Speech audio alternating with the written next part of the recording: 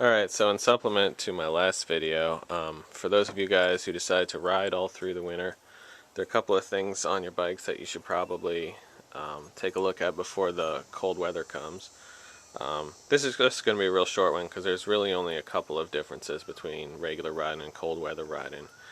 First, your battery is going to be less effective. I just had to buy a new battery for this Honda Matic here because the recent cold snaps just about killed my 5-year-old battery. It's a long time for a battery. Yeah, it's going to be less effective. You might want to think about topping it off with fluids if it's getting a little weak, or if not, then just replacing it. That's what I'm going to do once I charge this one up. Another thing is the battery connections are going to get a little bit more corroded because I don't know about you guys, but at least down here in wintertime we get a lot more dew and subsequently a lot more frost each morning, and so that's just moisture that just sticks to the bike, you know, in ways that didn't really happen in the summertime, or at least the summer's heat burned it off. So you get corrosion like in your starter solenoids. See, look at all that junk, you know, and these battery leads big time, and then in grounds that lead to grounds on your bike. Other places too, but those are big ones for me that I usually check around this time of year, and I'll clean them off with a file, you know, and get them nice and pretty. Another thing to look for are your tires. Your tires are going to get colder and stiffer, and they're going to start to crack. This means that you know, you just got to inspect them. You probably will need to overinflate them by maybe 5 psi or so, just because the air inside is going to condense.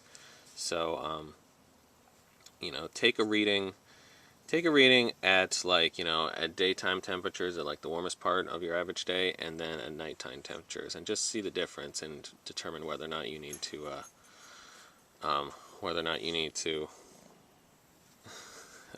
inflate them a little bit.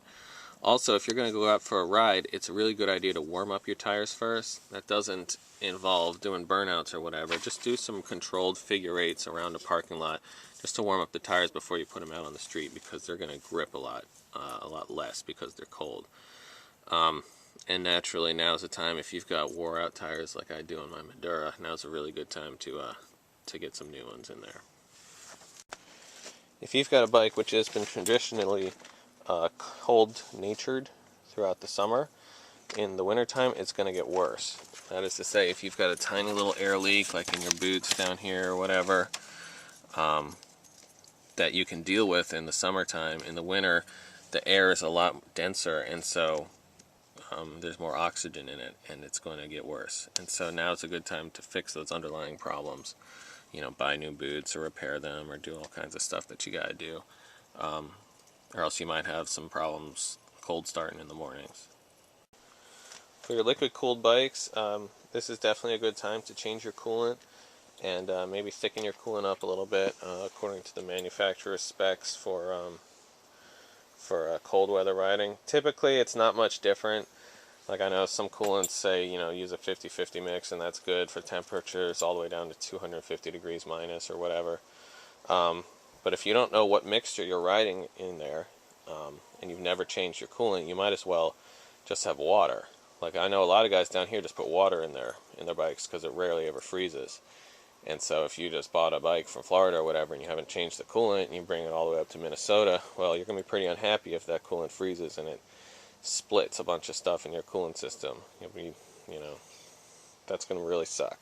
So just be careful about that. Finally, your gear. You're going to find that the cold and the wet and the wind and everything is going to just sap the heat right out of you. So I'm not going to spend too much time on what gear you should use and everything, because people live in different climates. However, a good rule of thumb that I found is that if I get all dressed and I put all my gear on, my leathers and my really thick wool-lined gloves and my face mask and my helmet and everything, I put all that on in the house, and then I walk outside, if I feel even a tinge of cold, if I feel any temperature change at all, I got to go back inside and put another layer on. You should still feel that sort of warm, getting almost uncomfortably warm feeling when you're outside. And that way you know that once you get going, once you're going 50, 60, 80 miles an hour, then that wind chill isn't going to be able to creep its way all the way inside you. So yeah, and one other really good tip is to take care of your wrists. You see, this is an example of your average wrist, and you've got these big old veins and arteries that run up and down through here. And so you can have the best gloves in the world, and you can have a really nice jacket, but if your wrist is poking out, then that is going to get really, really cold really quick, and it's going to bring all that cold blood all the way up your arm. So, I mean, what I like to do is if I have a long sleeve t-shirt or like a turtleneck type of thing, I'll tuck it into my gloves and to keep these wrists safe. Because that's like one part that you really don't want to leave exposed is your wrist. Other than that, it's you know, just like summertime riding. If you guys have any additions, anything that you do for your bike, just let me know and I'll be happy to add it.